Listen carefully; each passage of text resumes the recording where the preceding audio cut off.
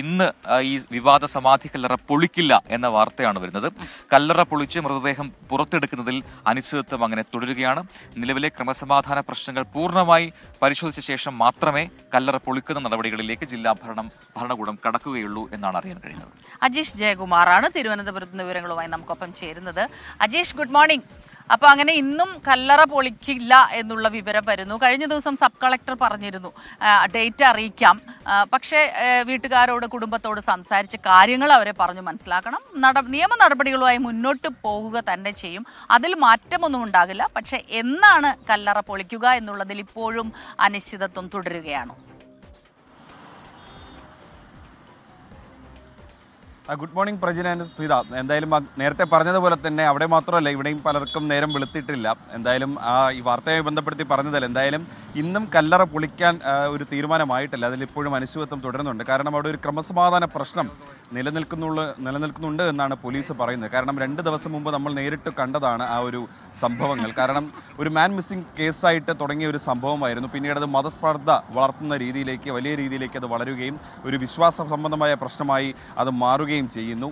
2 കമ്മ്യൂണിറ്റികൾ തമ്മിലുള്ള ഒരു തർക്കം എന്ന രീതിയിലേക്ക് അത് വളർത്താൻ ചിലർ ശ്രമിക്കുന്നതായിട്ടും നമ്മൾ കണ്ടു. എന്തായാലും അതുകൊണ്ട് തന്നെ അവിടെ ഇന്ന് കല്ലറ പൊളിച്ച്, അതായത് തിടുക്കത്തിൽ കല്ലറ പൊളിച്ച് പരിശോധന നടത്തേണ്ട എന്നൊരു തീരുമാനത്തിലാണ് ജില്ലാ ഭരണകൂടമുള്ളത്.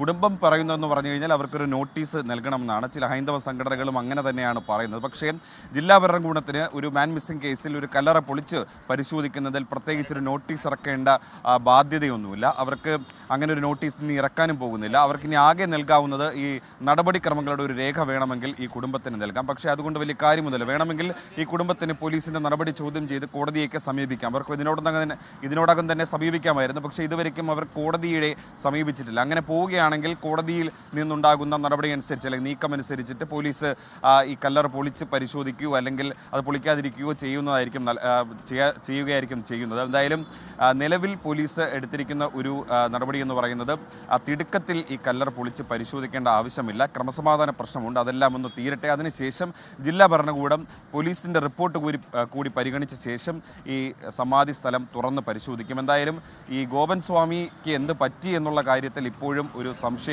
അവിടെ ഉടലെടുക്കുന്നുണ്ട്. കാരണം ഈ കല്ലറ തുറന്ന് പരിശോധിച്ച് അതിൽ പോസ്റ്റ്മോർട്ടം റിപ്പോർട്ട് നടത്തിയതിന് ശേഷം മാത്രമേ ഇത് സ്വാഭാവിക മരണമാണോ അല്ലെങ്കിൽ അസ്വാഭാവിക മരണമാണോ എന്ന് വ്യക്തമാവുകയുള്ളൂ. എന്തായാലും അത് ഈ കല്ലറ പൊളിച്ച് അത് പരിശോധിക്കുന്നവരെ കാത്തിരിക്കേണ്ടതുണ്ട്. എന്തായാലും ഈ കുടുംബത്തെ കാര്യങ്ങൾ പറഞ്ഞ് ബോധിപ്പിക്കാനുള്ള ഒരു ശ്രമം ഇപ്പോഴും അവിടെ നടത്തുന്നുണ്ട്. പോലീസിൻ്റെ സുരക്ഷ ഈ സ്ഥലത്ത് ഇപ്പോഴും ഉണ്ട്.